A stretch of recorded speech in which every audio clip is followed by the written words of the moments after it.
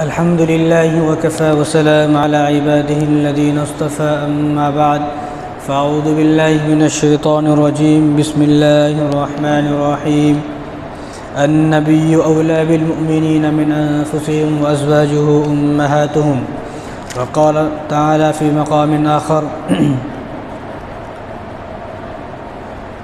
या अय्युहन नबिय्यु लिम तुहर्रिमु मा अहल्लल्लाहु लक तब्तग़ी मर्ज़ात अज़वाजिक वल्लाहु गफ़ूरुर रहीम व क़ाल तआला फ़ी मक़ामिन आख़र या अय्युहल्लज़ीना आमनू ला तरफ़अू अस्वातकुम फ़ौक़ सौतिन नबी व ला तजहरू लहू बिलक़ौलि कजहरि बअदिकुम लिबअदिन अन तहबत अअमालुकुम व अंतुम ला तशऊरून व क़ाल अन्नबिय्यु सल्लल्लाहु अलैहि वसल्लम अहसू हिलाल शअबान लिरमज़ान औ कमा क़ाल अलैहिस्सलातु वस्सलाम।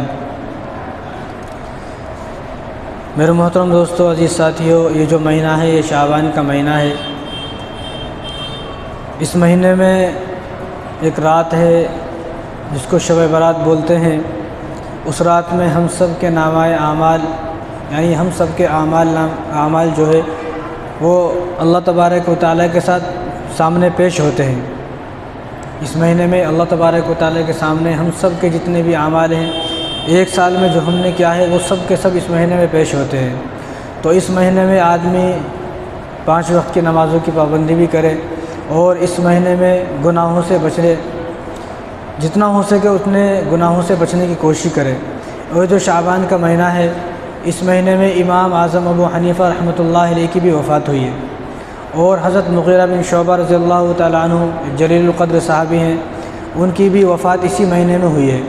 और हज़रत अनस रज़ियल्लाहु तआला अन्हु जो हुज़ूर सल्लल्लाहु अलैहि वसल्लम के ख़ादिम हैं और जिन्होंने 10 साल तक हुज़ूर सल्लल्लाहु अलैहि वसल्लम की खिदमत की है, उनकी वफ़ात भी इसी महीने में हुई है। और इससे आगे चलते हैं तो हज़रत हफ्सा रज़ियल्लाहु तआला अन्हु और हज़रत जबीर रज़ियल्लाहु तआला अन्हु जो हुज़ूर सल्लल्लाहु अलैहि वसल्लम की बेगमात हैं यानी बीवी हैं, तो उनका जो निकाह हुज़ूर सल्लल्लाहु अलैहि वसल्लम से हुआ है वो इसी महीने में हुआ है।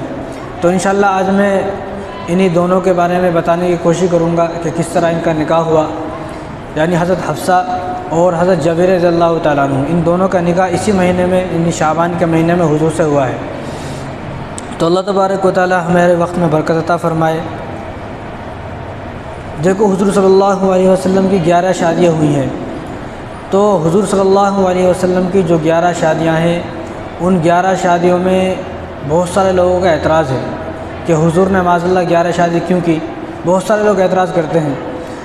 तो सबसे पहले इस बात को जहन में रखें कि हुज़ूर सल्लल्लाहु अलैहि वसल्लम की जो 11 शादी हुई है, माज़अल्लाह इसलिए नहीं हुई कि हुज़ूर अय्याश थे या हुज़ूर ने जो है अपने मतलब के लिए, अपने मकसद के लिए शादी की है। यानी हर शादी में कुछ ना कुछ हिकमतें थी, कोई ना कोई हिकमत थी हुज़ूर सल्लल्लाहु अलैहि वसल्लम की, इसलिए हुज़ूर सल्लल्लाहु अलैहि वसल्लम ने इतनी शादियाँ की हैं। यानी हर शादी के पीछे एक हिकमत है। आज मैं उन्हीं दो हज़रत हफ्सा हज़रत जबीर रज़ियल्लाहु तआला अन्हु के बारे में बताऊँगा कि इनसे आप सल्लल्लाहु अलैहि वसल्लम ने शादी की तो इसमें क्या हिकमत थी। तो जो हज़रत हफ्सा रज़ियल्लाहु तआला अन्हु है, ये हज़रत उमर रज़ियल्लाहु तआला अन्हु की सगी बेटी है। उमर रज़ियल्लाहु तआला अन्हु की सगी बेटी हैं और इनकी पहले शादी हो चुकी थी। और इनका जो शोहर है उनका नाम था खुनैस बिन हुज़ाफ़ा अस्सहमी रज़ियल्लाहु तआला अन्हु। इनकी शादी हो चुकी थी और इनका शोहर का नाम खुनैस बिन हुज़ाफ़ा अस्सहमी रज़ियल्लाहु तआला अन्हु है। तो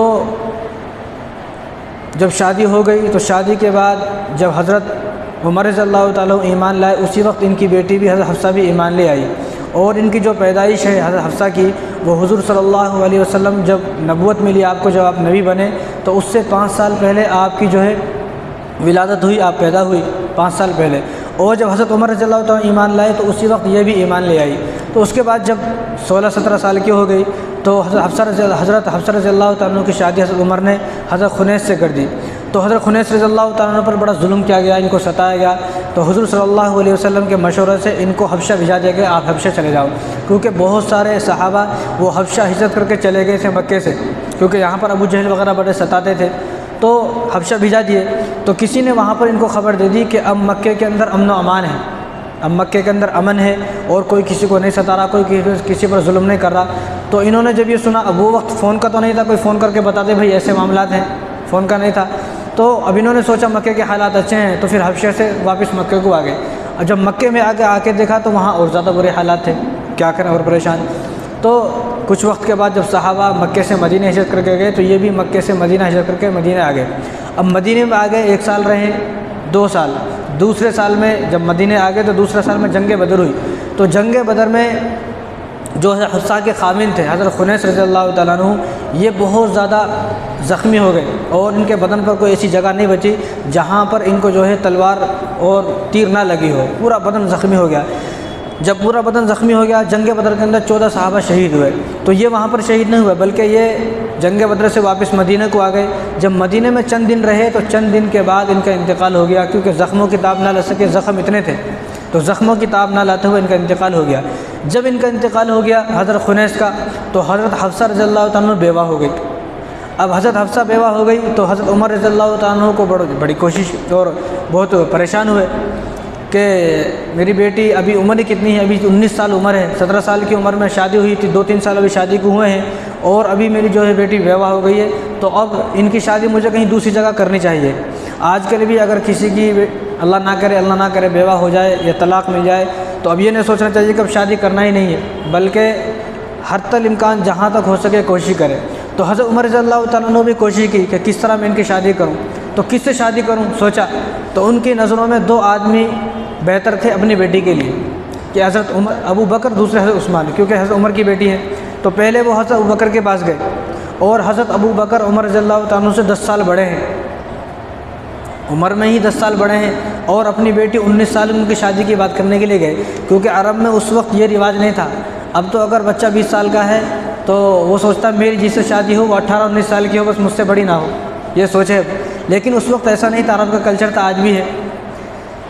तो इसमें भी हिकमतें हैं बहुत सारी, अभी हम उस तरफ नहीं जाएंगे। तो हज़रत उमर रज़ियल्लाहु ताला अन्हु अपनी बेटी का रिश्ता लेकर हज़रत अबू बकर के पास गए कि मेरी बेटी तो बेवा हो चुकी है, आप ऐसा करें मेरी बेटी से शादी कर लें।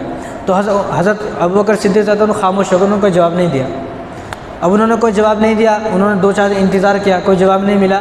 तो हज़रत उमर रज़ियल्लाहु ताला अन्हु अपनी बेटी का रिश्ता लेकर हज़रत उस्मान के पास गए, और हज़रत उस्मान रज़ियल्लाहु ताला अन्हु, अभी ये जंग बदर का बाद का वाक़या है, अभी जंग बदर को 6 महीने भी नहीं हुए। जब जंग बदर में जा रहे थे तो हज़रत रुक़ैया रज़ियल्लाहु ताला अन्हु जो हज़रत उस्मान के घर में थी, उनकी तबीयत ख़राब थी। तो हुजूर ने जंग बदर में से रास्ते में जा रहे थे तो रास्ते में वापस भेजा दिया कि आप जाएँ रुक़ैया की खिदमत करें, क्योंकि उनकी तबीयत ख़राब है, बहुत ज़्यादा बीमार है, आप उनकी खिदमत करें। उनकी खिदमत पर ही आपको जो है बदरी सहाबी का जो इनाम है, जो उनको माली गनीमत मिलेगा, जो उनका सवाब है, आपको वो सब सवाब अता किया जाएगा। तो उस्मान रज़ियल्लाहु ताला अन्हु जंग बदर में शामिल नहीं हुए, वापस आ गए, रुक़ैया की खिदमत की। अब हुजूर जब जंग बदर से वापस आ रहे हैं, वापस आने से पहले रुक़ैया का इंतकाल हो चुका। अब रुक़ैया रज़ियल्लाहु ताला का इंतकाल हो चुका हो, इंतकाल के 6 महीने की बात है, और उस्मान रज़ियल्लाहु ताला अन्हु हमेशा रुक़ैया के गम में डूबे रहते हैं, खोए रहते हैं, परेशान रहते हैं। तो उस्मान रज़ियल्लाहु ताला अन्हु के सामने पेश किया कि आप मेरी बेटी से शादी कर लें हफ्सा से, तो उन्होंने मना कर दिया कि मैं अभी, मुझे कोई ज़रूरत नहीं है, मैं शादी नहीं करूँगा। तो इनका दिल टूट गया कि मेरी नज़रों में 2 आदमी बेहतर थे, अबू बकर उस्मान, और दोनों ने मुझे शादी के लिए मना कर दिया, तो मैं क्या करूँ। तो ये मायूस हो गए, परेशान हुए। तो परेशान होने के बाद हुज़ूर सल्लल्लाहु अलैहि वसल्लम के पास आए, हुज़ूर से फरमाया कि या रसूलल्लाह, कि मैंने अपनी बेटी का रिश्ता अबू बकर को पेश किया, उन्होंने भी मना कर दिया, उस्मान को पेश किया, उन्होंने भी मना कर दिया। तो हुज़ूर ने फरमाया कि आप फ़िक्र ना करें कि आपकी बेटी जो हफ्सा है उसको उस्मान और अबू बकर से बेहतर शोहर मिलेगा, उस्मान और अबू बकर से बेहतर शोहर मिलेगा। और जो उस्मान है उनको हफ्सा से बेहतरीन बीवी मिलेगी। किस तरह कि बाद में कुछ ऐसा हुआ कि अल्लाह तबारक व तआला की तरफ से हुक्म हुआ, तो हुजूर ने अपनी बेटी उम्मे कुलसुम, हुजूर की बेटी उम्मे कुलसुम रुक़ैया के बाद जो तीसरे नंबर की बेटी उम्मे कुलसुम, उनकी शादी उस्मान से कर दी। अब हुजूर की बेटी हज़रत उमर रज़ियल्लाहु ताला अन्हु की बेटी से बेहतर है, वो तो नबी है, नबी की बेटी तो साहबी की बेटी से। तो हुजूर ने क्या फरमाया कि हफ्सा से बेहतरीन बेटी जो है वो उस्मान के घर में जाएगी, उस्मान की बीवी बनेगी, आप फ़िक्र ना करें। तो ऐसा हुआ कि उस्मान रज़ियल्लाहु ताला अन्हु की शादी हुजूर सल्लल्लाहु अलैहि वसल्लम की पहली बेटी रुक़ैया से हुई, रुक़ैया का इंतकाल हो चुका, उसके बाद उम्मे कुलसुम से हुई। तो उम्मे कुलसुम हफ्सा से बेहतरीन है। और दूसरी बात हुजूर ने फरमाया कि आपकी बेटी हफ्सा को उस्मान से बेहतरीन शोहर मिलेगा। तो हज़रत उमर रज़ियल्लाहु ताला अन्हु के दिल रखने के लिए हुजूर ने फरमाया कि आप अपनी बेटी की शादी मुझसे करें। तो वो तो खुश हो गए कि मैं तो यही चाहता था, लेकिन मेरी हिम्मत नहीं हो रही थी, मैं हुजूर से किस तरह बताऊं। तो हफ्सा रज़ियल्लाहु तआला अन्हु जो हज़रत उमर की रज़ियल्लाहु तआला अन्हु की बेटी थी, उनकी शादी हुजूर से हो गई। वो बहुत खुश हो गई और सिर्फ अभी जो उम्र है वो 20 साल है। अब शादी हो गई।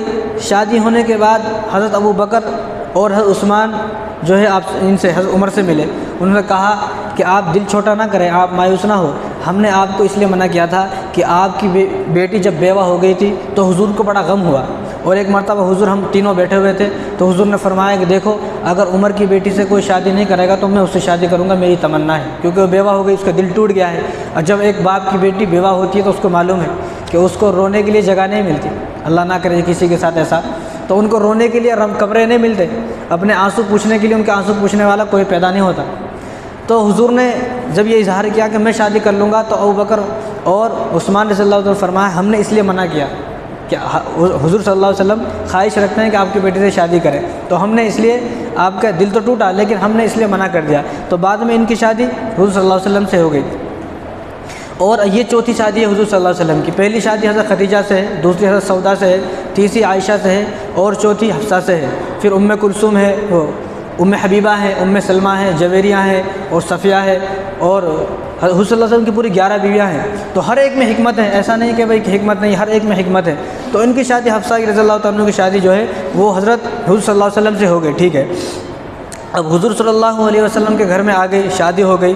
तो जो हफ्सा हैं इनके वालिद का नाम हज़रत उमर है, और जो इनकी अम्मी है उनका नाम ज़ैनब है, ज़ैनब बिनत माज़ून। और ज़ैनब बिनत माज़ून, माज़ून जो है इनके, ज़ैनब जो इनकी अम्मी है, और इनके अम्मी के भाई हैं उस्मान, उनके पास जो है काबे शरीफ की चाबी रहती थी। तो जब हुजूर सल्लल्लाहु अलैहि वसल्लम मक्के से हिजरत करके मदीना जा रहे थे तो हुजूर ने उनसे कहा कि मैं एक मरतबा, मुझे मक्के की चाबी दे दो, मैं एक मरतबा मक्का जो है अंदर से काबा देखने चाहता हूँ, काबे की चाबी दे दो। तो उसने यहाँ से ऐसा धक्का मारा हुजूर को, तो हुजूर पीछे गिर गए। तो हुजूर ने फरमाया कि तू याद रख, एक दिन आएगा कि हुजूर सल्लल्लाहु अलैहि वसल्लम नीचे ठहरे हुए थे, उन्हें ऊपर ठहरा हुआ था। तो हुजूर ने फरमाया कि एक दिन ऐसा आएगा कि मैं ऊपर होऊंगा, तू नीचे होगा, तो उस दिन क्या करेगा। तो उसने कहा कि देखेंगे, ऐसा कभी नहीं होगा। उसको क्या मालूम था। लेकिन जब फ़तेह मक्का हुआ, मक्के फ़तेह हो गया और हुजूर आए, तो हुजूर ने उनके घर से चाबियाँ मंगाई, चाबी लेकर यूँ नज़र झुकाकर चाबी दे रहे हैं हुजूर को। तो हुजूर ने फरमाया कि आज मैं तेरे साथ वो मामला नहीं करूँगा जो तूने मेरे साथ उस वक्त मामला किया था, तो आज मैं तेरे साथ वैसा मामला नहीं करूँगा, बल्कि ये चाबी तू रख, और मैं क़यामत तक के लिए दुआ करता हूँ कि ये चाबी तेरे ख़ानदान में रहेगी। अल्लाह से दुआ की कि क़यामत तक ये चाबी तेरे ख़ानदान में रहेगी।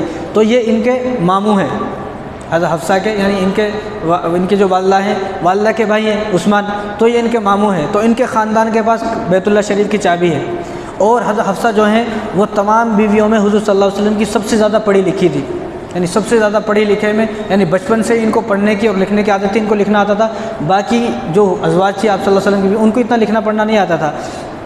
इसी तरह हज़रत अबू बकर सिद्दीक़ रज़ियल्लाहु तआला अन्हु के ज़माने में एक जंग हुई, जंग यमामा। तो जब जंग हुई जंग यमामा, तो उसमें 1200 सहाबा शहीद हुए। तो 1200 सहाबा जब शहीद हुए, उसमें 700 सहाबा ऐसे शहीद हुए जो हाफिज़ कुरान थे, यानी हुज़ूर सल्लल्लाहु अलैहि वसल्लम के ज़माने में कुरान को जमा नहीं किया गया, कुरान जमा नहीं हुआ। और ना हुजूर को ये ख्याल था कि भाई कुरान जमा करने की ज़रूरत नहीं है। क्यों? क्योंकि वो एक दूसरे को याद कराते, सबके जहन में और दिल में मौजूद रहता, ये ख्याल ही नहीं आया कि कुरान को जमा करना है। लेकिन अल्लाह तबारक व तआला ने सूरह क़यामा के अंदर आयत उतारी, इन्ना अलैना जमाअहू व क़ुराना, कि हम कुरान को जमा कराएंगे। ये अल्लाह की हिकमत थी कि बाद में जमा कराएंगे। तो 700 सहाबा शहीद हुए। जब 700 सहाबा शहीद हुए तो हज़रत उमर रज़ियल्लाहु अन्हु को बड़ी फ़िक्र हुई, अगर इस तरह सहाबा शहीद होने लगे तो कुरान हाफिज़ कुरान सहाबा शहीद हो गए तो कुरान का क्या होगा। तो उमर रज़ियल्लाहु तआला अन्हु अबू बकर के पास आए, उनको राज़ी किया और किसी तरह जो है कुरान को जमा किया। किसी ने कुरान को जो है हड्डियों पर लिखा हुआ था, किसी ने चमड़े पर लिखा हुआ था, किसी ने अपने दर दीवार पर लिखा हुआ था। तो हज़रत अबू बकर ने ज़ैद बिन साबित को बुलाया और उनसे फरमाया कि कुरान को जमा करें। तो उन्होंने कुरान को जमा किया। और किस तरह जमा किया, ये कभी इसी उन्वान पर जब बात करूँगा तो मैं आपको तफसील से बताऊँगा। तो उन्होंने कुरान को जमा किया, कुरान जमा हो गया। कुरान जमा करने के बाद हज़रत अबू बकर सिद्दीक़ रज़ियल्लाहु तआला अन्हु ने हज़रत हफ्सा को दिया कि ये कुरान जमा हो गया है, लेकिन ये कुरान अब आपके पास रहेगा, ये कुरान आपके पास रहेगा। यानी इतनी पढ़ी लिखी थी, कुरान को इनके जमा किया। और उसके बाद अबू बकर रज़ियल्लाहु अन्हु का ज़माना ख़त्म हुआ और हज़रत उमर का ज़माना ख़त्म हुआ।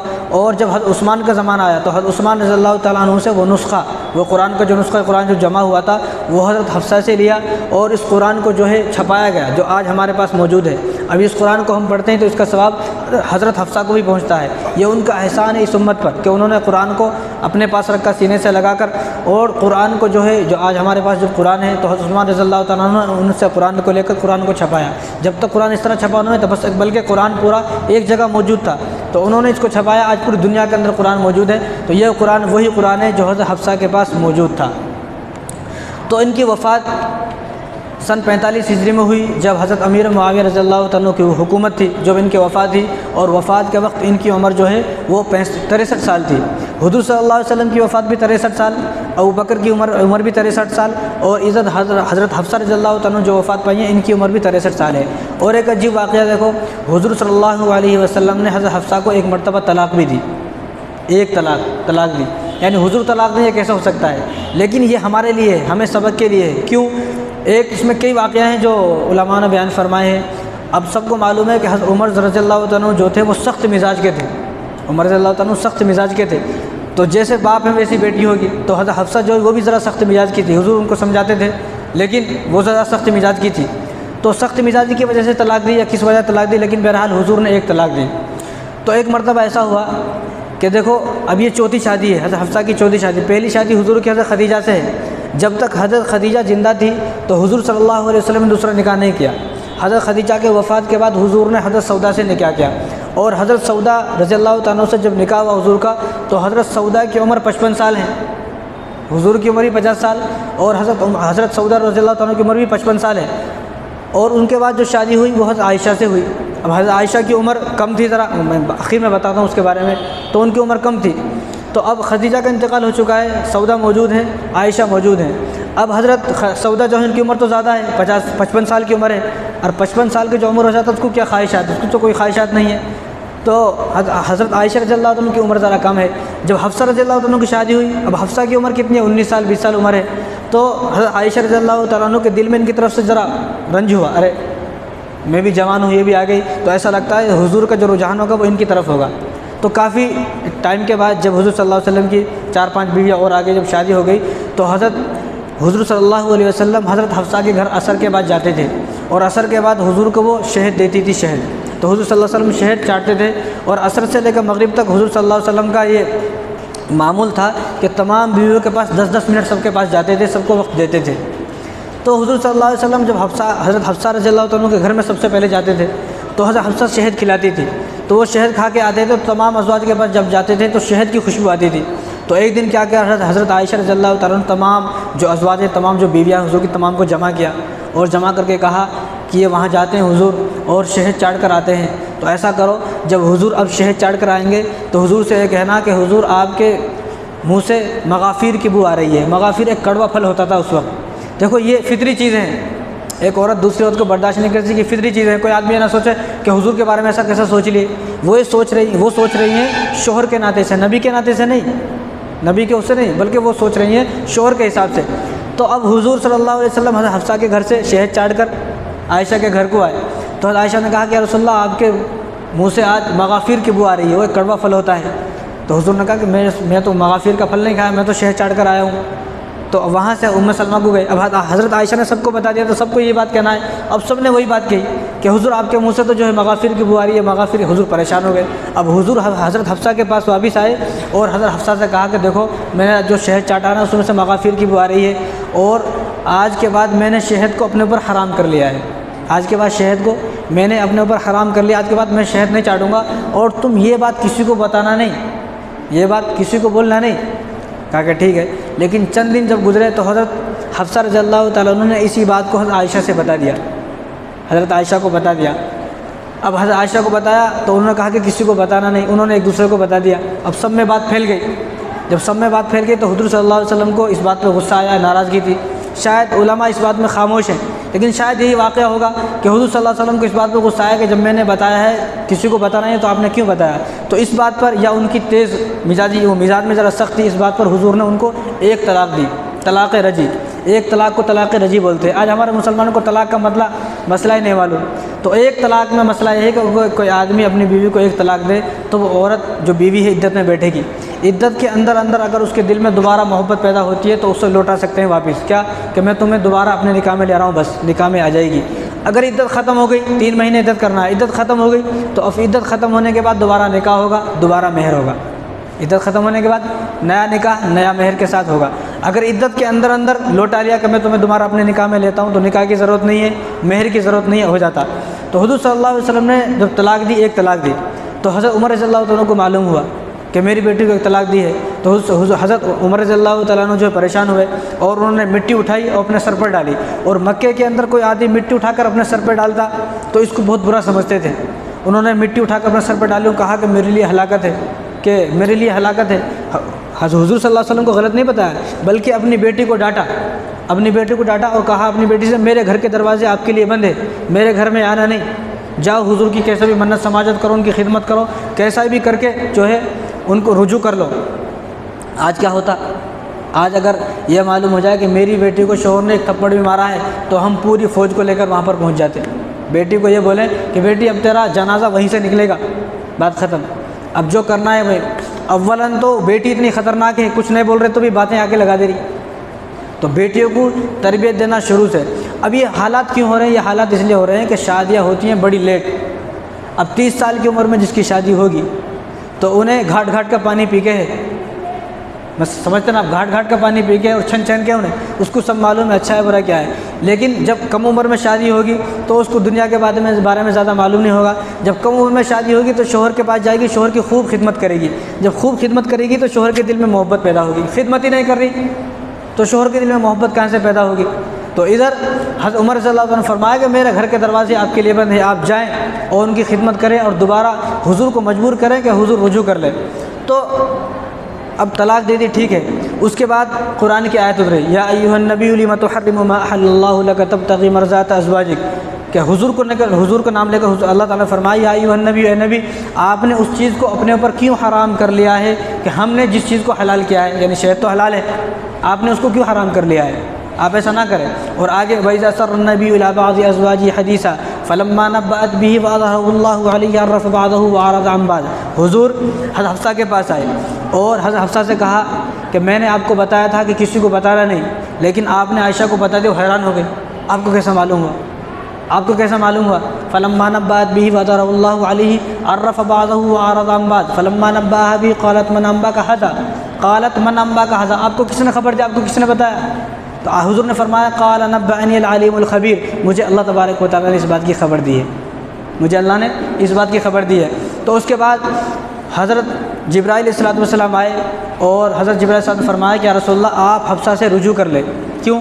फरमाया इन्नहा सव्वामतुन क़व्वामतुन वहिया ज़ौजुका फ़िल जन्ना, ये बहुत ज़्यादा रोज़े रखने वाली है, बहुत ज़्यादा इबादत करने वाली है, और वहिया ज़ौजुका फ़िल जन्ना, ये वो बीवी हैं कि जन्नत में भी आपकी बीवी रहेंगी, दुनिया में भी आपकी बीवी हैं लेकिन जन्नत में भी आपकी बीवी रहेंगी, आप इनसे रुजू कर लें।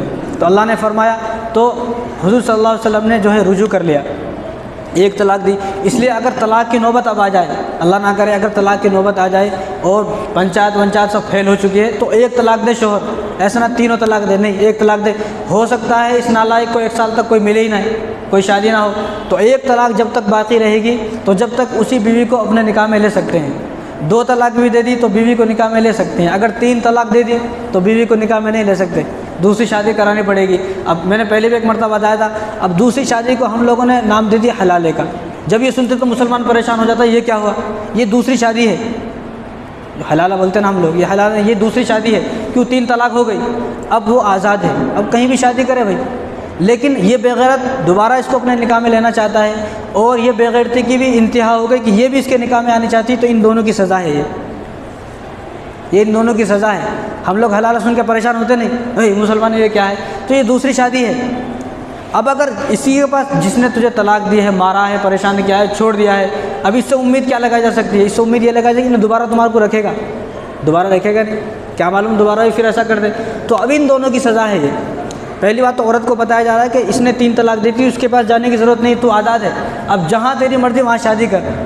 लेकिन ये फिर भी आना चाहती है तो तेरी सज़ा ये है कि भाई दूसरी शादी कर, और दूसरी शादी के साथ शादी करेगी तो उसके साथ जो है ताल्लुकात बनाने पड़ेंगे, उसके बाद इसके बाद आएगी। तो असल मकसद ये बंद करो फिर। तो असल जो है वो दूसरी शादी है, हमने इसको नाम गलत दे दिया है तो ऐसा हुआ, तो ये सज़ा है दोनों की। अब देखो हमारी ये बस्ती है, अगर हमारी बस्ती में 100 घर हैं और एक घर के बारे में हमें अगर ऐसा मालूम हो गया कि फ़लाँ आदमी ने 3 तलाक दे दी और उसकी बीवी ने दूसरी शादी की, दूसरी शादी करने के बाद इसके बाद कितना अजीब लगता है सुनने में अजीब दिखता है। जब ये सुनने में अजीब लगेगा, अजीब दिखेगा, तो पूरी बस्ती में किसी को हिम्मत नहीं होगी कि कोई बीवी को तलाक दे। कैसे हिम्मत होगी भाई? उसने अपनी बीवी को तलाक दी और उन्हें दूसरे से शादी करी, फिर वापस इसके पास आई, तो हिम्मतें पस्त हो जाएंगी, हिम्मत टूट जाएगी। यार नहीं, ऐसा नहीं, ये तो बहुत जुल्म है, ये तो गलत है। तो कोई, ताकि ये सबक है, ताकि एक आदमी करे और एक आदमी से 1000 आदमी को सबक मिले, ये सबक है। लेकिन हम लोगों ने इसका हलाला नाम लेकर, हम हलाला नाम देकर इसको बदनाम कर दिया है। हम ये दूसरी शादी याद रखें, आज़ाद है, आज़ाद होने के बाद दूसरी शादी है। इसलिए अगर तलाक की नौबत किसी को आ जाए तो एक तलाक दे। हो सकता है 1 साल तक इस बच्ची को भी कोई दूसरे शौहर ना मिले, हो सकता है इस शौहर को भी सालों तक कोई दूसरे जो है दूसरी औरत ना मिले। तो इन दोनों की अगर एक तलाक है तो 1 साल के बाद, 2 साल के बाद, 10-20 साल के बाद भी इन दोनों आपस में नए निकाह, नए मेहर के साथ दोनों मियाँ बीवी बन सकते हैं। लेकिन अगर 3 दे दी तो फिर नहीं बन सकते, फिर दूसरी शादी करनी पड़ेगी। तो हुजूर ने इसी तरह जो है उनको जो है तलाक दी एक, क्योंकि उनकी सख्त मिजाजी थी या इसकी वजह से, किसी वजह से तलाक दी। तो हज़रत उमर रज़ियल्लाहु अन्हु फरमाया कि मेरे घर के दरवाजे आपके लिए बंद है। आजकल तो हम लोग पूरी फ़ौज को लेकर वहाँ पर पहुँच जाते, देखेंगे उन्हें कैसा दिया कि हम देखते उसको वहाँ मार रहे, छेड़ रहे। भाई जिसको आपने अपनी बेटी दी उसकी जो है इज़्ज़त इसी तरह कर रहा है जिस तरह अपनी बेटी की इज़्ज़तें कर रहे हैं। अगर उसको इज़्ज़त देंगे तो हमारी बेटी को उन्हें इज़्ज़त देता। जब दामाद को जलील करेंगे तो बेटी को इज़्ज़त नहीं मिलती। दामाद को भी इज़्ज़त देंगे तो बेटी भी हमारी सुकून से रहेगी। दामाद को नहीं पूछ रहे और दामाद को बेइज्जत कर रहे हैं, गालियाँ दे रहे हैं और उसको पिटा रहे हैं, धमका रहे हैं और उसको धमकियाँ मिल रही हैं बार बार, उन्हें कहाँ से रखेंगे? फिर उन्हें रखेंगे ही नहीं। तो हुज़ूर सल्लल्लाहु अलैहि वसल्लम ने एक तलाक दी। उसके बाद अल्लाह तबारक व तआला, देखो इतनी इबादत गुजारती है कि अल्लाह ने गवाही दी। अल्लाह ने फरमाया जिब्राइल जाकर कहो इन्नहा सव्वामतुन क़व्वामतुन वहिय ज़ौजुका फ़िल जन्नह, ये बहुत ज़्यादा नमाज़ पढ़ने वाली है, बहुत ज़्यादा इबादत करने वाली है और बहुत ज़्यादा रोज़े रखने वाली है। बहुत ज़्यादा किसको बोलते? 5 वक्त की जो आदमी नमाज़ पढ़ता है उसको बहुत ज़्यादा नहीं बोलते। अभी जो आदमी 5 वक्त की नमाज़ पढ़ रहा है इन्हें बहुत ज़्यादा नहीं है, इन्हें तो भाई फ़राइज़ पूरा कर रहा। लेकिन जो इन 5 नमाज़ों के अलावा इशराक की नमाज़ पढ़ता, चाहत की नमाज़ पढ़ता, तहज्जुद की नमाज़ पढ़ता, अव्वाबीन और सलातुत तस्बीह सारी नमाज़ें पढ़ रहा, उसके अलावा भी 1000 रकात नफिल पढ़ रहा, इसको बोलते बहुत ज़्यादा नमाज। और जो रमज़ान के रोज़े भी रखे और रमज़ान के अलावा हर महीने में 10 दिन रोज़े रखे तो उसको बोलते बहुत ज़्यादा रोज़े रखने वाला।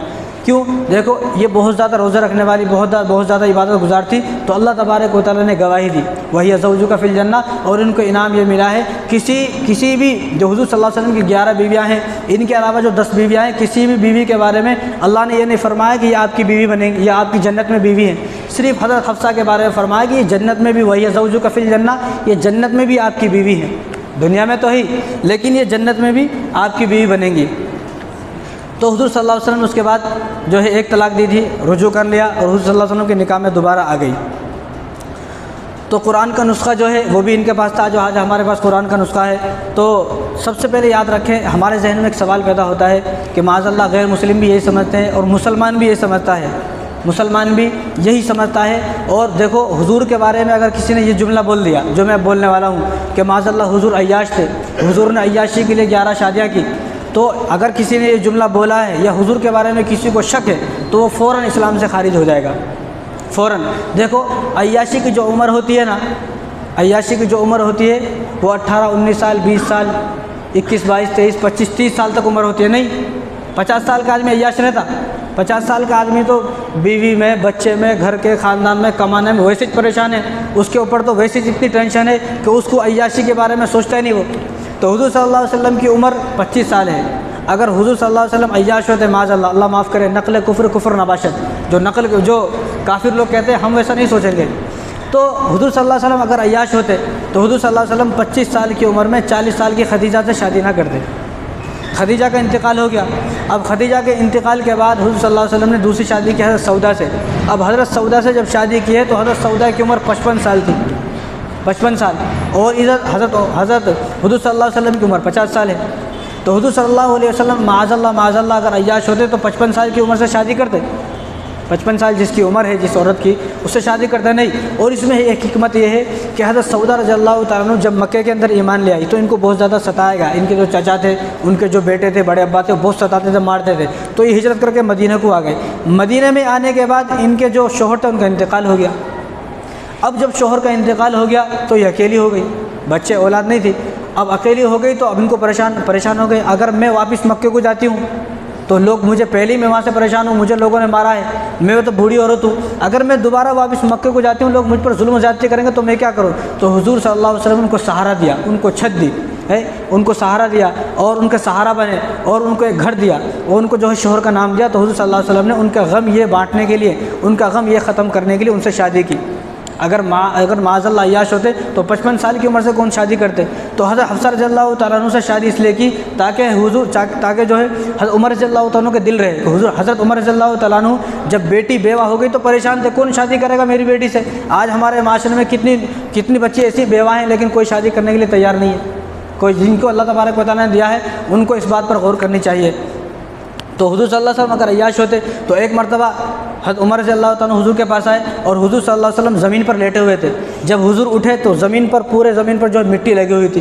तो हज़रत उमर ने फरमाया कि या रसूलल्लाह ये कैसर और किसरा के बादशाह हैं, इतने बड़े बड़े बादशाह हैं ये लोग जो है महलों में रहते हैं, बड़े बड़े कालीनों पर सोते हैं और बड़े ऐश आराम से रहते हैं। या रसूलल्लाह आप भी हमारे सरदार हैं, नबियों के इमाम हैं, आप इमामुल अंबिया हैं, आप ज़मीन पर लेट रहे हैं। तो हुजूर ने फरमाया कि हमारे लिए ये ठाट बाट जो हैं सारे जन्नत में हैं, हमें दुनिया में जो है हमें तंगदस्ती की ज़िंदगी और गुर्बत की ज़िंदगी गुजार कर जाना है, लेकिन जब हम जन्नत में जाएंगे हमारे लिए तमाम ऐश और इशरत जो हैं वो जन्नत में होंगे। अब दूसरी बात, जिस नबी ने अल्लाह का दीदार कर लिया, किसी नबी ने अल्लाह का दीदार नहीं किया। हज़रत मूसा अलैहिस्सलाम ने कहा कि अल्लाह मैं आपका दीदार करना चाहता हूँ। तो हुजूर अल्लाह तबारक व तआला ने फरमाया लन तरानी, तुम मुझे देख नहीं सकते। तो कहा कि नहीं मैं देखूँगा। तो अल्लाह तबारक व तआला ने थोड़ी सी तजल्ली डाली तो हज़रत मूसा अलैहिस्सलाम बेहोश हो गए, उनके साथ जो 40 आदमी आए थे उन्हें बेहोश हो गए, नहीं देख सके। तो जिस नबी ने अल्लाह तबारक व तआला को देख लिया है वो नबी, क्या उस नबी को किसी की ख्वाहिशात रहेगी। और माज़अल्लाह किसी नबी के दिल में औरत की ख्वाहिशात नहीं रहती। कोई आदमी अगर ये सोचेगा कि नबी के दिल में औरतों की ख्वाहिशात है तो वो भी इस्लाम से खारिज है। तो किसी नबी के दिल में जो है औरतों की ख्वाहिशात नहीं रहती। तो हुजूर सल्लल्लाहु अलैहि वसल्लम ने जो हर शादी की है, किसी भी शादी की इतनी सारी शादियाँ की हैं उसमें हिकमतें हैं। हर शादी में एक हिकमत है, हर शादी में एक हिकमत है, बिना हिकमत के कोई शादी नहीं है। अगर हमारे जहनों में ये ख्याल होता है तो आप ये सोचें, वक्त का अगर यहाँ का CM है और उन्हें मुसलमान है, यहाँ का CM है अगर उन्हें मुसलमान है, MLA है, कोई भी है, अगर वो हमारा घर रिश्ता भेजे तो भाग के अपने बच्चों को देते नहीं देते। अरे हमारा नाम इतने बड़े आदमी से जुड़ गया, हमारा नाम इतने बड़े आदमी से जुड़ गया है। हर आदमी ये सोचता है कि मेरी बेटी ऐसे घर में जाए जो इस वक्त का सबसे बड़ा मालदार आदमी हो। हज़रत आयशा रज़ियल्लाहु तआला से शादी हुई, चलो हम ये बोलते हैं कि हज़रत आयशा रज़ियल्लाहु तआला, सुनते भी हैं और है भी ऐसा ही। पहली बात, हज़रत आयशा रज़ियल्लाहु तआला की उम्र 9 साल थी और हुजूर की शादी हो गई, ठीक है। लेकिन जब शादी का ख्याल आता है तो हम जैसे हैं ना, हमारे जहन गंदे हैं, हमारे जहनों के अंदर नजासत भरी हुई है, हमारे जहन नापाक हो चुके हैं, दिल भी नापाक है। तो जब शादी का मसला सामने आता है तो हमारे जहन में एक ही बात आती है, हमारे जहन में जब शादी के बाद एक ही बात आती है कि मियाँ बीवी के ताल्लुकात, आता नहीं जब भी। तो हम ये सोचते हैं कि हुजूर सल्लल्लाहु अलैहि वसल्लम 53 साल के थे और हज़रत आयशा रज़ियल्लाहु अन्हा 9 साल की थी, तो किस तरह शादी कर लिए, तो जुल्म है, ये है वो है। देखो यहाँ शादी का मकसद ताल्लुकात बनाना नहीं है।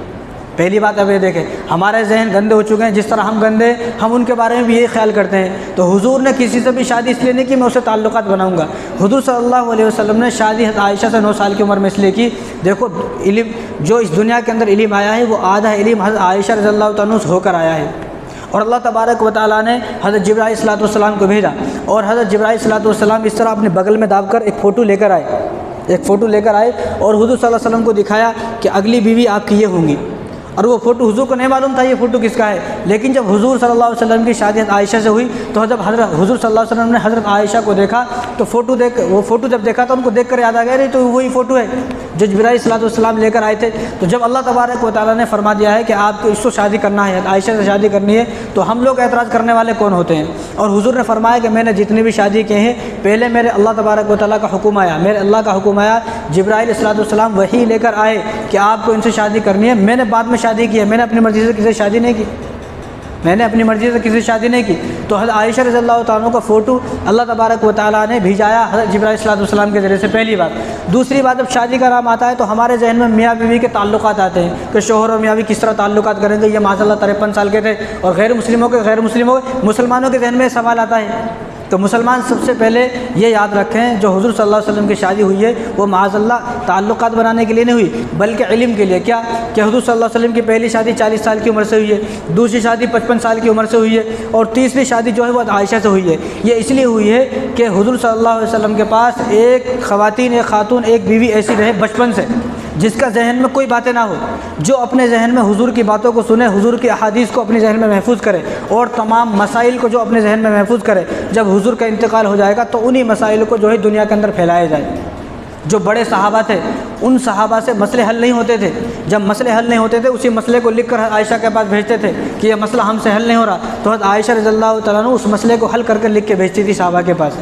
तो उम्मत के अंदर जो आधा 50% जो इल्म आया है, 50% जो मसले आए हैं वो हज़रत आयशा रज़ियल्लाहु तआला अन्हा से होकर आए हैं। और आयशा रज़ियल्लाहु तआला अन्हा से जो अहादीस है वो 2210 अहादीस मरवी हैं, 2210 अहादीस हज़रत आयशा रज़ियल्लाहु तआला अन्हा से मरवी है। और किसी से सहाबी से, किसी सहाबिया जो हुज़ूर सल्लल्लाहु अलैहि वसल्लम की बीवी है, उनसे इतने अहादीस मरवी नहीं है। हज़रत हफ्सा रज़ियल्लाहु तआला अन्हा जिनके बारे में अभी बता रहा था, इनसे सिर्फ 60 अहादीस मरवी हैं, 60 अहादीस, जिनमें से 4 अहादीस जो है वो बुखारी के अंदर है, 6 हदीस मुस्लिम शरीफ के अंदर है।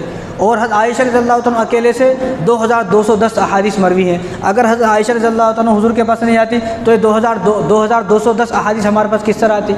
तो यहाँ शादी का मकसद है इल्म को फैलाना, यहाँ शादी का मकसद है कि हुज़ूर सल्लल्लाहु अलैहि वसल्लम की ज़बान से ज़बान मुबारक से जो बातें निकल रही हैं, जो अहादीस से निकल रही हैं, वो अहादीस जो है हज़रत आयशा रज़ियल्लाहु तआला के जहन में बैठ जाएँ और उन मसाइल को, उन अहादीस को जो है उम्मत के अंदर फैलाया जाए, ये है। और दूसरी बात देखो, जो आदमी अय्याश रहता ना, वो हर चीज़ में अय्याश रहता। भाई एक आदमी अय्याश है, वो ये चाहता कि मेरी 4-5 गर्लफ्रेंड हो, तो उन्हें ये भी चाहता मेरे पास गाड़ी भी बड़ी हो, उन्हें चाहता कि मेरे पास बिल्डिंग भी हो, उन्हें चाहता कि मैं बड़े बड़े 5 स्टार में होटल में खाना खाऊं। एक आदमी जो अय्याश रहता है वो हर चीज़ में अय्याश रहता है, एक ही चीज़ में। अगर माअज़ल्लाह हुज़ूर अय्याश होते और ठीक है 11 शादी कर ली, अय्याश है, तो ज़मीन पर क्यों सो रहे हैं, ज़मीन पर क्यों सो रहे हैं? तो माअज़ल्लाह हुज़ूर को तो एक महल बनाना चाहिए था। तो जो आदमी अय्याश होता है वो पूरी उम्र अय्याश होता है, और जो आदमी अय्याश होता है वो हर चीज़ में अय्याश होता है, वो एक ही चीज़ में अय्याश नहीं होता। और जिस नबी ने अल्लाह तबारक व तआला का दीदार कर लिया है मेराज पर जाकर, उस नबी को किसी चीज़ की देखने की ज़रूरत नहीं है। और क़यामत के दिन जब हम लोग सब जमा होंगे और हमें अल्लाह तबारक व तआला अपना दीदार कराएंगे, तो हम सब चीज़ भूल जाएंगे। हम खुद ये कहेंगे कि अल्लाह हमें जन्नत देखना हमें गवारा नहीं है, जन्नत नहीं देखते हम, बस अब अल्लाह तबारक व तआला अब अपना दीदार कराते नहीं, ये हमारे लिए काफ़ी है। तो हमारे जहनों के अंदर ये बातें बिठा दी गई हैं दुश्मनों ने कि किस तरह जो है एक 9 साल की बच्ची से शादी कर ली। देखो एक बच्ची है, उसके आज़ा ज़ाहिर हो गए। बच्ची के आज़ा किस तरह ज़ाहिर होते हैं आपको मालूम है। जब एक बच्ची के आज़ा ज़ाहिर हो गए तो उसके आज़ा जब ज़ाहिर हो गए तो उसका मतलब ये है कि ये बच्ची शादी के लायक हो गई, इसलिए तो आज़ा ज़ाहिर हुए। अगर उसके आज़ा ज़ाहिर नहीं होंगे, जो चीज़ ज़ाहिर होती है, जो निशानी है कि बच्ची के ये आज़ा ज़ाहिर हो गए, अब बच्ची शादी के लायक हो गई, तो आज़ा ज़ाहिर होने का मतलब ये है कि ये बच्ची शादी के लायक होगी, इसकी शादी कर दो। तो हज़रत आयशा रज़ियल्लाहु तआला अन्हा के उस वक्त जो है आज़ा ज़ाहिर हो गए होंगे। वो इतनी बहुत सी बच्ची ऐसी होती है पतली दुबली होती है, वो 20 साल की हो जाती है तो ऐसा लगता है पतली दुबली कोई है ही नहीं, लेकिन बहुत सी बच्ची ऐसी 10-12 साल की होती है, वो बहुत तगड़ी मोटी डाठी होती है। तो आयशा रज़ियल्लाहु तआला अन्हा भी वैसी होंगी। तो ये जहन में हमारे सवाल नहीं आना चाहिए। यहाँ शादी का मकसद है इल्म को फैलाना, यहाँ शादी का मकसद है दुनिया के अंदर किसी तरह जो है इल्म फैल जाए, लोगों के मसाइल हल हो, सहाबा से मसाइल, क्योंकि जो जितना नबी के करीब होगा उतने ही नबी से जो है वो चीज़ें हासिल कर सकता है। अब देखो नबी के करीब 4 सहाबा थे, अबू बकर, उमर, उस्मान, अली, ये 4 सहाबा हुजूर जब कि किस तरह देखो 2 हुजूर सल्लल्लाहु अलैहि वसल्लम के दामाद हैं, 2 हुजूर सल्लल्लाहु अलैहि वसल्लम के ससुर हैं, अबू बकर ससुरे हैं और उमर जो है हुजूर सल्लल्लाहु अलैहि वसल्लम के ससुर हैं, उस्मान रज़ियल्लाहु तआला अन्हु दामाद हैं और हज़रत अली रज़ियल्लाहु तआला अन्हु दामाद हैं। तो चारों हुजूर सल्लल्लाहु अलैहि वसल्लम के बहुत ज़्यादा करीब थे। तो जितने ज़्यादा करीब थे आज उतने ही ज़्यादा मशहूर हैं। तो चारों खलीफा मशहूर है ना, और चारों जितने ज़्यादा करीब रहे, एक के बाद एक के बाद एक के बाद जो है वो खलीफा भी बनते रहे। तो ऐसे ही आयशा रज़ियल्लाहु तआला अन्हा हुज़ूर सल्लल्लाहु अलैहि वसल्लम के ज़्यादा करीब थी, तो उन्होंने हुज़ूर सल्लल्लाहु अलैहि वसल्लम से इल्मी फ़ायदा बहुत ज़्यादा उठाया। और शादी का मकसद यहाँ पर जिनसी जो है ताल्लुकात कायम करना नहीं है, यह शादी का मकसद है यहाँ पर जो है मिलना नहीं है, आपस में मिलना और जो वाहियात हमारे जहनों में बात पैदा हो गई ये नहीं है। यहाँ शादी का मकसद है इल्म किसी तरह दुनिया के अंदर फैल जाए और मसाइल लोगों के हल हों, यह है इल्म। और आपको बात समझ में आ गई होगी। तो गैर मुस्लिम अगर कोई ये कहे, अगर कोई गैर मुस्लिम है, गैर मुस्लिम को ये बोलना आपका भगवान राम है, लक्ष्मण है, बहुत सारे भगवान हैं, कौन कौन है, अगर वो भगवान आ जाए, ज़िंदा हो जाए और आपकी बेटी 10-12 साल की हो, शादी के लायक हो, और आपको बोले वो राम आपका भगवान आके बोले कि आप अपनी बेटी की मुझसे शादी करते हो, तो करेंगे नहीं करेंगे? भाग क्या करेंगे? क्योंकि वो वक्त के नबी हैं और ये भी इनके लिए वक्त का भगवान है। तो भगवान हमारी बेटी को मारा तो कैसा नहीं देंगे? इसी तरह ईसाई हैं, ईसाइयों से ये कहा जाए अगर इस वक्त हज़रत ईसा अलैहिस्सलाम आ जाएँ और ईसा अलैहिस्सलाम किसी को ये कहें कि मैं तुमसे शादी करना चाहता हूँ, तो ईसाई लड़की करेगी नहीं करेगी? भाग कर शादी करेगी। अरे नबी के पास जा रहे हैं। तो इधर हज़रत आयशा रज़ियल्लाहु तआला की जब शादी हुई है तो अबू बकर को कोई एतराज़ नहीं है, आयशा को कोई एतराज़ नहीं है, और हज़रत आयशा रज़ियल्लाहु तआला फरमाती हैं कि ये तो मेरी खुशनसीबी है, ये तो मेरी खुशनसीबी है कि मैं हुजूर के जो घर में हूँ। और हज़रत अबू बकर सिद्दीक़ रज़ियल्लाहु तआला अन्हु से पूछते थे, तमाम सहाबा और हुजूर भी पूछते थे कि आपको दुनिया के अंदर क्या चीज़ें पसंद है? तो हज़रत अबू बकर फरमाते थे कि मुझे दुनिया के अंदर 3 चीज़ें पसंद है।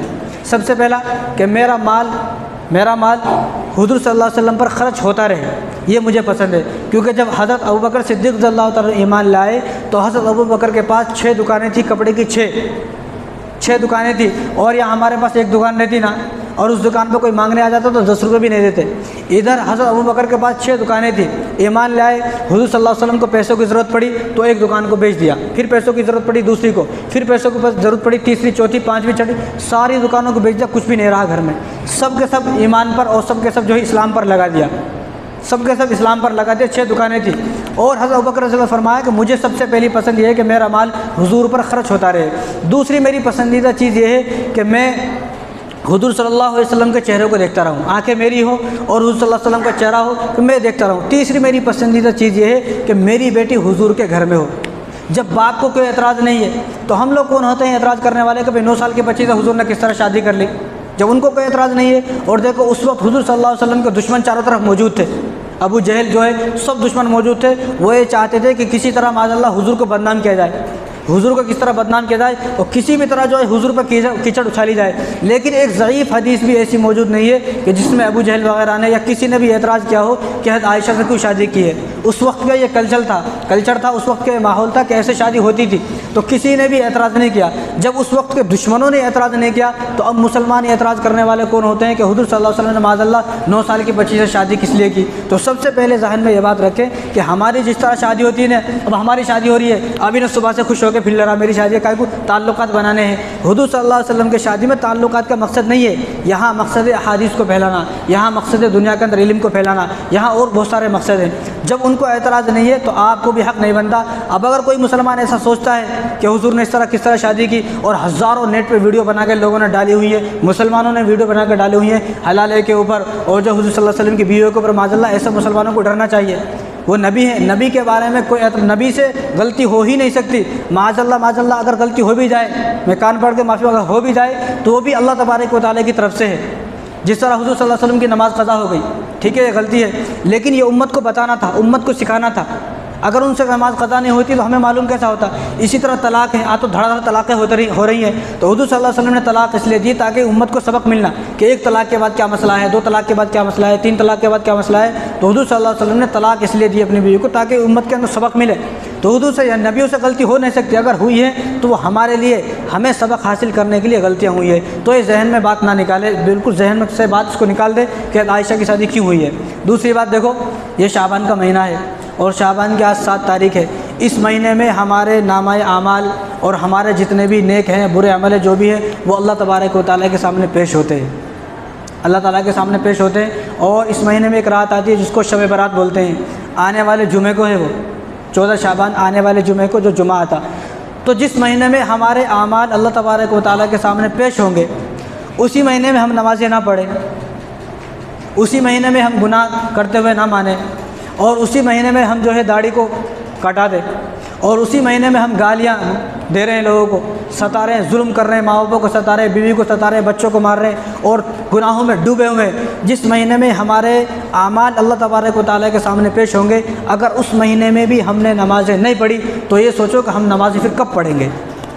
एक आदमी ऐसा है जिसको ये कहा जाए कि आज तेरे पूरे दिन के जो है, पूरे दिन के जो मैं कितना काम करता है तो देखा जाएगा तेरे को, आज जितने अच्छे काम कर उतने पैसे मिलते हैं तेरे को। तो इन्हें क्या बोलता, आज मैं अच्छा काम करता हूँ। कोई आदमी किसी के यहाँ फैक्ट्री में काम कर रहा और उसको ये बोला जाए कि तू आज जितना ज़बरदस्त काम करता, मन लगा के, दिल लगा के काम करता, तुझे उतने पैसे मिलेंगे और मैं तुझ पर जो है कैमरे से नज़र रखूँगा, वहाँ कैमरा भी लगा हुआ है, तो कैसा काम करता, खाना भी नहीं खाता ही ना, क्योंकि आज पैसे मिलने वाले हैं, आज मेरा मालिक मेरा काम देखेगा। तो हमारा मालिक अल्लाह है, तो हमारे खालिक अल्लाह है, हमारे हाकिम अल्लाह हैं, तो हमें पैदा करने वाले अल्लाह हैं। तो हमारे अल्लाह भी इस महीने में हमारे आमाल को देखेंगे। अगर हमने इस महीने में भी नमाज़ों को नहीं पढ़ा, इस महीने में भी हमने नाफरमानी की, गुनाहों को नहीं छड़ा, इस महीने में भी हम जो है गर्लफ्रेंड से बातें कर रहे रहते, हमारे नौजवान को पता नहीं क्या हो गया है, और इस महीने में भी हम आशिकी में डूबे हुए हैं, इस महीने में भी हम माँ बाप की नाफरमानी कर रहे हैं, और इस महीने में भी हम गुनाहों में डूबे हुए हैं, तो ये सोचो कि हम फिर कब बचेंगे। हम इस महीने में अल्लाह के सामने पेश होंगे तो अल्लाह ताला क्या फरमाएंगे, अरे भाई तू इस महीने में भी नहीं बचा तो बाकी 11 महीने में क्या बचेगा तू। तो हम ये अहद कर लें कि कम से कम इस महीने में तो हम गुनाहों से बचें। और आगे जब रमज़ान आता है, रमज़ान से पहले अल्लाह तबारक व तआला शब बरात को इसलिए लाते हैं ताकि इसी महीने में ये आदमी गुनाहों से बच जाए, इसी महीने में ये आदमी नमाजी बन जाए, इसी महीने में ये आदमी तमाम गुनाहों से पाक व साफ़ हो जाए। अपने दिल को साफ़ कर लो, जब रमज़ान में दाखिल होगा तो बिल्कुल पाक व साफ़ दाखिल होगा, फिर इबादत करने को दिल करेगा, नमाज़ पढ़ने को दिल करेगा। आज हमारा नमाज़ पढ़ने को दिल नहीं कर रहा, इबादत करने को दिल नहीं कर रहा, काहे को बोले तो हमारा दिल बिल्कुल गंदा हो चुका है, नापाक हो चुका है, हमारे दिल में जो है गुनाहों का ज़र लग चुका है, जंग लग चुका है, बिल्कुल स्याह हो चुका है। तो अगर हम जिस महीने में भी, मुसलमान की मोमिन की पहचान ही ये है कि उसे मालूम हो गया कि इस महीने में मेरे आमाल नामे अल्लाह के सामने पेश होंगे, तो वो डर जाएगा, अरे इस महीने में मेरे आमाल नामे कम से कम इस महीने में तो मैं छोड़ूं, इस महीने में तो मैं नमाज़ें पढ़ूं। अब आप खुद हिसाब लगा सकते हो, आज शाबान की 7 तारीख है, तो 7 दिन चले गए, इन 7 दिनों में हमने कितनी नमाज़ें पढ़ी हैं, कितनी छोड़ी है, खुद हिसाब लगा सकते हो। और 7 दिन के बाद फिर जो है 14 तारीख आ रही है, जिस रात, भाई ऐसा आदमी की कोई तौबा काबिल कबूल नहीं है, ऐसा आदमी शब बरात में क्या, शब कदर में भी रात भर जागे, इबादत करे, रो रो के इबादत करे, रो रो के तौबा करे, तो उसकी तौबा कबूल नहीं होगी। क्यों? तौबा करने से पहले नमाज़ें तो अदा कर, तौबा करने से पहले नमाज़ों की तो पाबंदी कर, तौबा करने से पहले गुनाहों को छोड़। तौबा जब कबूल होती है जब गुनाहों को छोड़ देता है आदमी, जब यहाँ आए और यहाँ से आने से पहले आदमी तौबा कर ले, यहाँ जाने के बाद माँ बाप की नाफरमानी नहीं करूँगा, सूद का कारोबार नहीं करूँगा, इंटरेस्ट पे जो पैसे लिए वो सब ख़त्म करूँगा, और किसी पर जुल्म नहीं करूँगा, किसी पर ये नहीं करूँगा, शराब नहीं पीऊँगा, ज़िना नहीं करूँगा, और जो है पोटियों से बात नहीं करूँगा, और अपनी निगाहों को बचाऊँगा। जब इन तमाम चीज़ों पर अहद कर लेगा फिर तौबा करेगा, तो जब उसकी तौबा कबूल होगी। ठीक है, तो ये शाबान का महीना है। इस महीने की तैयारी है कि आदमी अभी से नमाज का पाबंद बने, ताकि अल्लाह के सामने जब 14 तारीख को, 14 शाबान को जब हमारे सामने रात को अल्लाह के सामने हमारे आमाल पेश होंगे, तो अल्लाह तबारक व तआला हमारे आमालों को देखकर खुश हो जाए। अल्लाह ताला हम सब को अमल करने की तौफीक अता फरमाए। व मा अलैना इल्लल बलाग व आखिरु दअवाना अल्हम्दुलिल्लाहि रब्बिल आलमीन।